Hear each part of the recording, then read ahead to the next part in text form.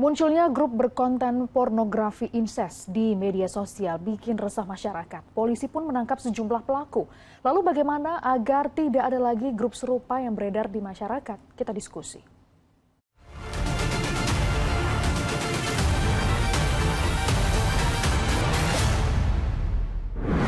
Dalang di balik grup Facebook yang bernama Fantasi Sedarah dan Suka Duka akhirnya dibekuk. Grup pornografi incest ini ternyata sudah ada sejak 2024. Usai viral dan meresahkan, baru diblokir dan ujungnya proses hukum berjalan.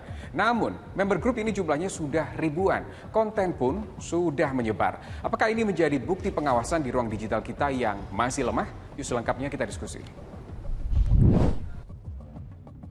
Setelah grup Fantasi Sedarah bikin resah, langsung diusut polisi. Pelaku-pelaku inti atau dalangnya sudah dibekuk polisi. Faktanya, grup di media sosial Facebook itu punya ribuan anggota. Wajar ya jika para tersangkanya juga tersebar di sejumlah wilayah dari Pulau Jawa hingga Sumatera. Sejauh ini, korban yang disebut polisi berjumlah 4 orang. Nah, yang bikin miris, seorang korban adalah anak salah satu tersangka. Anaknya jadi konten untuk dijual ke grup dengan imbalan uang. Sejak grup ini mulai terendus masyarakat, Komdigi memang sudah bergerak cepat dengan memblokir grup itu per 1 Mei 2025. Namun, polisi menyebut grup incest ini sudah eksis sejak Agustus 2024. Oke, ini jadi pertanyaannya, gimana cara pencegahan yang efektif agar grup atau konten yang menyimpang dan meresahkan seperti ini tidak bisa muncul atau dengan kata lain tidak bobol, baru heboh, baru diblokir, baru diusut. Grup-grup yang nyerempet-nyerempet itu, sebagian besar itu menggunakan platform yang sebenarnya lingkupnya agak private gitu. Misalkan Facebook, kemudian ada Telegram, kemudian ada WhatsApp dan lain-lain begitu yang memang nggak bisa sembarangan orang masuk kalau bukan anggotanya. Nggak bisa sembarangan sistem untuk open source intelligence, apa namanya, sistem yang digunakan oleh Komdigi untuk melakukan pemantauan media sosial itu bisa masuk begitu. Karena apa? Karena memang private gitu. Karena apa, butuh security, ada pengamanannya sehingga nggak sembarangan bisa masuk. Oke, ternyata mengusutnya tidak semudah klik terus beres. Kalau begitu memang butuh waktu.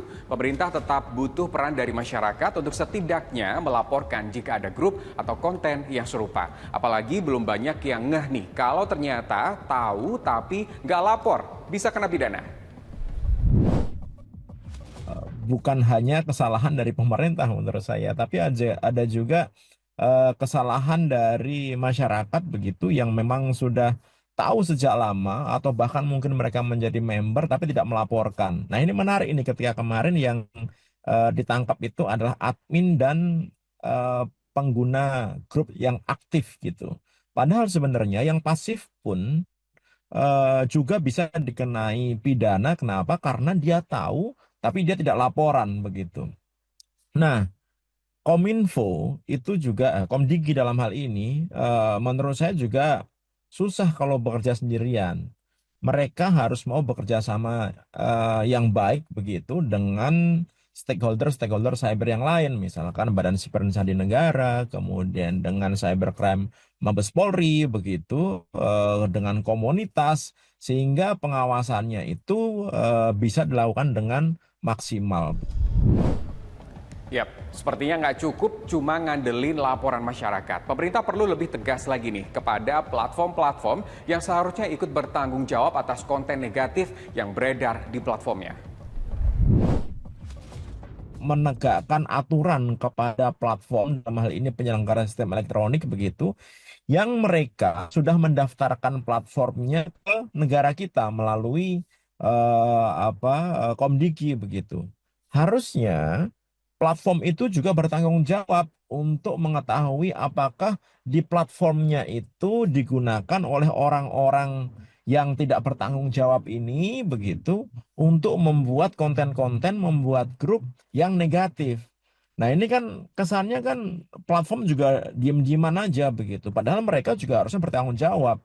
Karena apa? Karena platform wajib hukumnya menjaga agar regulasi yang ada di Indonesia itu ditegakkan di platform mereka. Kan kita lihat ini ternyata grup yang dibikin oleh orang-orang ini banyak melakukan pelanggaran pidana gitu. Ada Undang-Undang ITE pasal 27 ayat 1, kemudian ada Undang-Undang pornografi, ada Undang-Undang KUHP dan lain-lain begitu yang sebenarnya platform bertanggung jawab untuk menjaga gitu agar platformnya tidak digunakan orang-orang untuk membuat kegaduhan di Indonesia. Ini kalau di luar negeri udah kena denda besar nih Facebook ini. Pemerintah dalam hal ini Kementerian Komdigi yang menjaga ruang digital sudah mendesak platform digital untuk aktif bekerja sama jika ada konten yang bertentangan dengan norma yang berlaku di Indonesia. Ya, jejak digital nggak bisa hilang. Gimana caranya? Jangan tunggu ada korban, baru hukum bertindak kemudian. Mereka yang jadi korban di ranah digital harus terus menanggung beban psikologis dan sosial. Gimana menurut kamu? Yuk kita lanjut diskusi di kolom komentar.